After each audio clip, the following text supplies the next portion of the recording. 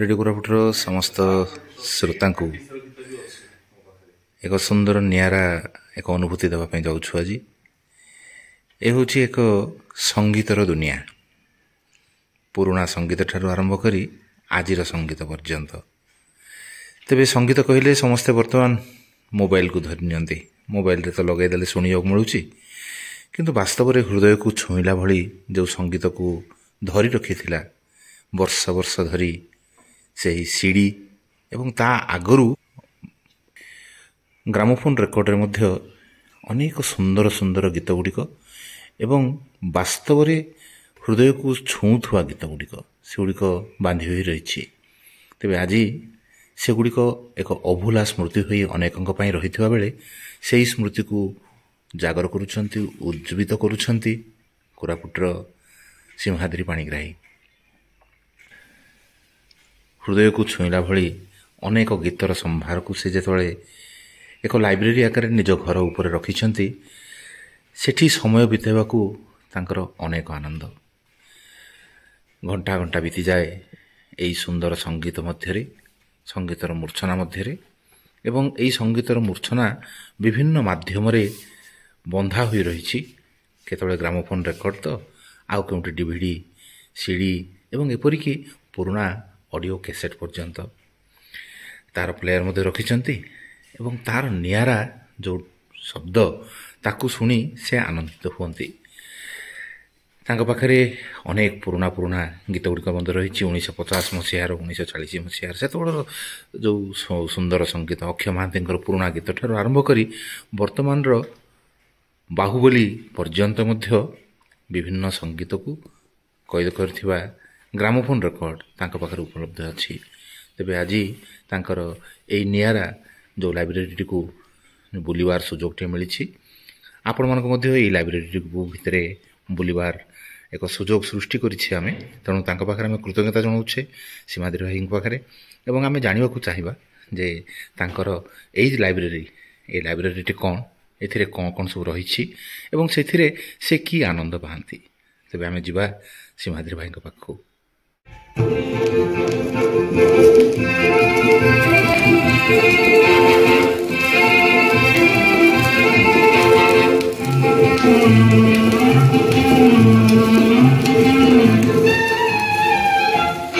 गोरी गोरी गोरी आगो नील परी चाहूं न तेरी तेरी दूरे दूरे दूरे मनानी तुरे ओरी बुकोरे योरा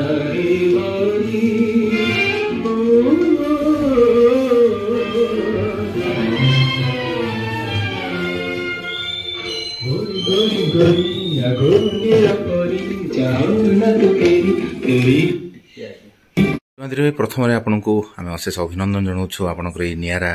ଲାଇବ୍ରେରୀ ପାଇଁ। ତେବେ ଏ ଲାଇବ୍ରେରୀରେ ଆମେ ଦେଖୁଛୁ ବିଭିନ୍ନ ପ୍ରକାରର ପୁସ୍ତକ ରହିଛି, ଆଉ ଗ୍ରାମୋଫୋନ୍ ରେକର୍ଡ଼ ରହିଛି, CD DVD ରହିଛି। ବର୍ତ୍ତମାନ ଦୁନିଆଟି ଆପଣଙ୍କର ଦେଖୁଛନ୍ତି ମୋବାଇଲରେ ଲୋକ ଶୁଣି ଦେଉଛନ୍ତି ମ୍ୟୁଜିକଟି। ତେବେ ଏଇସବୁ ଯାକ ସଂରକ୍ଷଣ କରିବା ପଛରେ ଉଦ୍ଦେଶ୍ୟ କ'ଣ ରହିଛି ଏବଂ କେତେ ପୁରୁଣା ଏ ଅଭ୍ୟାସ କେମିତି ଆରମ୍ଭ ହେଲା, ଏସବୁ ସମ୍ପର୍କରେ ଆମେ ଆଜି ରେଡ଼ିଓ କୋରାପୁଟର ଶ୍ରୋତାମାନଙ୍କୁ ଜଣାଇବାକୁ ଚାହିଁବୁ। ଭାଇ ଦେଖନ୍ତୁ ଆଜ୍ଞା, ଏଇ କଲେକ୍ସନଟା ମୁଁ ପିଲାବେଳୁ କରି ଆସୁଛି। ମୁଁ ଯେତେବେଳେ 4 ବର୍ଷର ହେଇଥିଲି 1982 ମସିହାରେ, ସେବେଠାରୁ ମୋର ଏଇ କଲେକ୍ସନ କହିବାକୁ ଗଲେ ଷ୍ଟାର୍ଟ ହେଇଛି। ଅବଶ୍ୟ ତା ବହୁ ପୂର୍ବରୁ ମୋ ବାପା ଷ୍ଟାର୍ଟ କରିଥିଲେ, ତାପରେ ମୋର ଜଣେ ଦାଦା ଯିଏ ଏକ୍ସପାୟାର କରିଗଲେ, ବାପା ବି ଏକ୍ସପାୟାର କରିଗଲେଣି, ସେ 2 ଜଣ ଷ୍ଟାର୍ଟ କରିଥିଲେ। ପିଲାବେଳେ ଯାହା ବି ମୋତେ କିଛି ପକେଟ୍ ମନି ମିଳୁଥିଲା, ଆମେ ଯେତେବେଳେ ନୟାଗଡ଼ ଯାଉଥିଲୁ ଅଜା ଘର, ଏସ୍ପେସିଆଲି ଦଶହରା ପୂଜା ବେଳେ ଆମେ ଯେତେବେଳେ ଯାଉ, ମୋତେ କିଛିଟା ପକେଟ୍ ମନି ମିଳିଯାଏ। ସେଇ ଟାଇମ୍ରେ 100-200 ଯାହା ବି ମିଳିଲା ମୁଁ ତାକୁ ରଖୁଥିଲି, ରେକର୍ଡ଼ କିଣୁଥିଲି। ମୁଁ ରେକର୍ଡ଼ ଆଉ ବହି ପିଲାବେଳୁ ହିଁ ଯାହା ନିଶା ଥିଲା, ସେଇଟା ଭବିଷ୍ୟତକୁ ଆଉ ମୋତେ ବଢ଼ିଆରେ ମୋତେ ଟିକେ ପ୍ରେରଣା ଦେଲା। ତେବେ ଏଇ ଯେଉଁ ରେକର୍ଡ଼ କିଣିବା, ରେକର୍ଡ଼ ରଖିବା, ପ୍ରାୟ କେତେ ରେକର୍ଡ଼ ବର୍ତ୍ତମାନ ଅଛି? କେଉଁ ପ୍ରକାର ରେକର୍ଡ଼ ସବୁ ଆପଣଙ୍କ ପାଖରେ ଅଛି? ମୋ ପାଖରେ ଏବେ 8500ରୁ ଅଧିକ ରେକର୍ଡ଼ ଅଛି, ସବୁ ଗ୍ରାମୋଫୋନ୍ ରେକର୍ଡସ୍। ଆଉ audio CD, original audio CD ମୋ ପାଖରେ ପାଖାପାଖି 3350 ଖଣ୍ଡେ ଥିବ। ଆଉ DVD ବି ଆରାଉଣ୍ଡ ସେତିକି 3500 ଖଣ୍ଡେ ଅରିଜିନାଲ VCD ଆଣ୍ଡ DVD ଥିବ। ଆଉ ଯଦିଓ ଲୋକ କହନ୍ତି ଆଜିକାଲି ଗୀତ ୟୁଟ୍ୟୁବରେ ମିଳିଯାଉଛି, फिजिकल मीडिया जो आप फिल्टा पाइबे एबे आप यूट्यूब रे गोटे just at the click of a button you can listen to a song किंतु आप गोटे रेकर्ड गोटे किणले कि रेकर्ड गोटे बजेले कि गोटे सीडी गोटे कले आप पूरा आल्बम को आप 10टा कि 12टा गीत अच्छे आप पूरा गीत शुणुंट से आप म्यूजिक संगे अधिक इंटीमेसी आप फिल करेंगे जो फिल्टा आप यूट्यूब रे पाइबे तापर आ गोटे जिनस आज्ञा मझे किसी दिन मुझे भिसीडी डीवीडी गुड़ा बंद कर देती कलेक्शन किंतु पर देखली मोर किसी डीवीडी भिसीडी एगुड़ा से गुड़ा जहाँ ओरिजिनल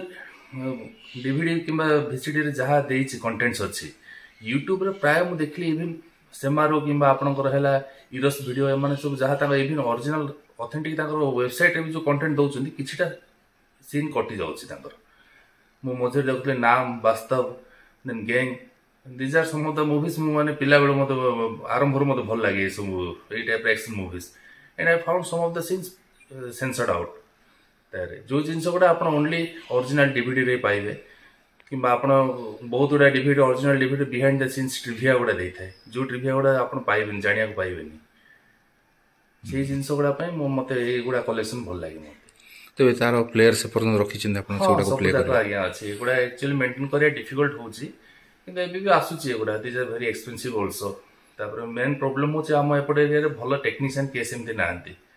तथापि एनी हाउ मु ताको एडजस्ट करी करूची तो केतोटी ग्रामफोन अपन रखिछंती मो पाखरे एबे अछि 7टी प्लेयर अछि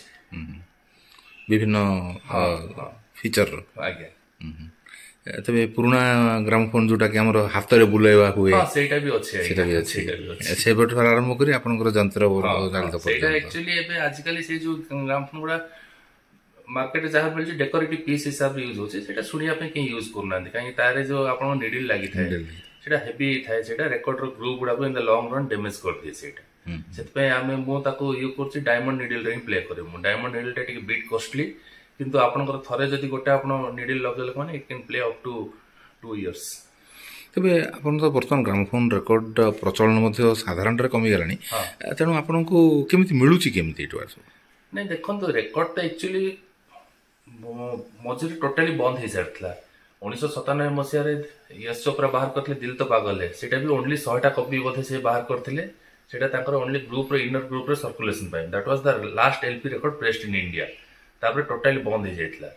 आ बहुत लोग जानना Yash Chopra film director he was very hardcore vinyl lover से प्रति फिल्म रे आपन देखिए कोठी ना कोठी गोटे रेकॉर्ड प्लेयर गोटे सीन गोटे थिबो आपनकर आरंभ मु सिलसिलर आरंभ करी डर पर्यंत सब फिल्म रे आपन देखि पारे कोठी ना कोठी गोटे सीन गोटे थिबो गोटे रेकॉर्ड प्लेयर आ 2000 मसीह रे से ही फास्ट रे आ थरे से विनाइल रो रिवाइवल स्टार्ट करथिले आ तांगर बीर जरा रेकॉर्ड रो 3टा रेकॉर्ड बाहर करथिले 12 प्रेसिंग करी तापर इट अगेन स्टार्टेड एबे भी मिलुची लिमिटेड क्वांटिटी आछे एबे तबे एटा बहुत एक्सपेंसिव हो जाय 3500 4000 गोटे डिस्क हो जाउची दैट टू लिमिटेड पीरियड पे आछे 300 कॉपी माने आपण भाबुते पूरा ऑल ओवर इंडिया रे 300 कॉपी कहले किछि नै सेत पे जे किनि पारला फास्ट किनि पारला नहले मीडियाटा आउट ऑफ सर्कुलेशन हो जाउची तो एटा गोटे कॉस्टली हॉबी बहुत कॉस्टली किंतु याकु नै कि आपण जीवन रो गोटे अंग भाव रे जेतु नै चंती तेनु याकु न देखिले रहि कर आज्ञा मो जते टाइड के रहिथे मु से दुकान रो आसे कि जहाँ भी करे मु एठी रूम को आसे मु किसी समय बसी मु गीत शुणे पढ़ापढ़ी करे और ये बही मेल रे भितर ही मते बही मेल रे संगीत मेल रे मते बहुत भल लागे मो कुआडे बाहर जो कोड़ा हळ परिवेश भितर मते रहिया को भल लागे तो ये जो बही जो आमे देखुछु से बही संपर्क रे बही रो संभार संपर्क रे किछ कहबा चाहे बही आज्ञा एक्चुअली मोर मो मो जेजे आपा my grandfather he was voracious reader से जदियो बेसी पाठ पढ़ी नथले किंतु बहुत पढ़ापढ़ी करथले सेही टाइम रे दुर्मुख निया खुंटा ए सब माने मु सुनि सब सैटायर ये गुडा जो मैगजीन आसुला सब जगह मैगजीन से मगोथले मु सुनि पुराना लोक धर 50 60s रे आम घर ही 3टा लेखा पेपर आसुला से प्रतिदिन आस पर नथला 2 दिन पर आसुला आ आम घर को समस्त आसुले बसी आम होटल गोटे थिला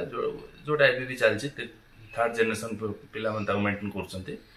सेठी समस्त बसी डिस्कशन करथले पॉलिटिकल डिस्कशन सब किछि डिस्कशन गोटे होतला सेही अभ्यासटा आसला मोर बड़ा आपा कृष्णचंद्र पाणिग्राही को तांकठु मु इंस्पायर हेकि मु बही पढ़िया सिखिली मु आ सेते बेले आम गोटे होतला विश्व साहित्य ग्रंथमाला गोटे सीरीज गोटे बाहर थिला जोटा आपनकर पुराना ये गोटा इंग्लिश क्लासिक गोटा से गोटा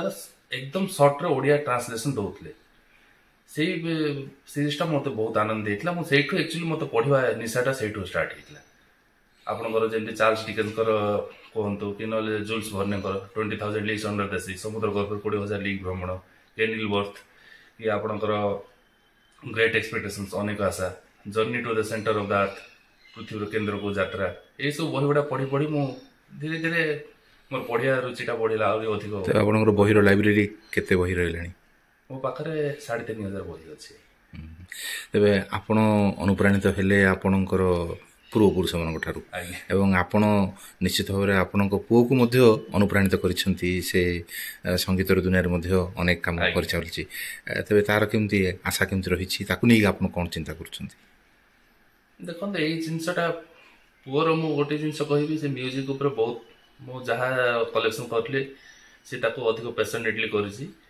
ଆଉ ମୁଁ ଆଶା କରୁଛି ସେ ଆଗକୁ ବି ସେଇ ଜିନିଷଟା ଜାରି ରଖିବ। ମୋ ପରେ ବି ସେ ଜିନିଷ ରହିବ, ଦେ ସୋ ମଷ୍ଟ ଗୋ ଅନ୍, ଏଇଟାରେ କେବେ ହେଲେ ଷ୍ଟପ୍ ହେବାକୁ ହବନି।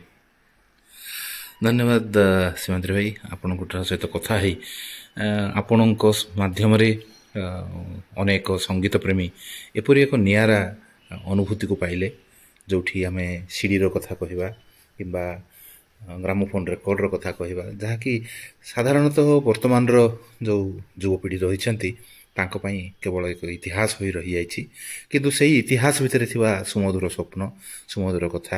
ଏବଂ ଅତୀତର କଥାକୁ ବହନ କରୁଥିବା ବର୍ତ୍ତମାନର ଏହି ସମ୍ଭାର ନିଶ୍ଚିତ ଭାବରେ ଅନେକଙ୍କୁ ଅନୁପ୍ରାଣିତ କରିବ ଏବଂ ଆହୁରି ଅନେକ ବ୍ୟକ୍ତି ଏଭଳି ବର୍ତ୍ତମାନକୁ ଭବିଷ୍ୟତରେ ବଞ୍ଚାଇ ରଖିବାର ଏକ ପ୍ରୟାସ ଜାରି ରଖିବେ। ତେବେ ଆମେ ସମସ୍ତେ ସୀମାଦ୍ରି ଭାଇଙ୍କର ଏହି ଅପୂର୍ବ ଯେଉଁ ନିଶା ରହିଛି ସେ ନିଶା ଲାଗି ରହୁ। ତାଙ୍କର ପୁତ୍ର ମଧ୍ୟ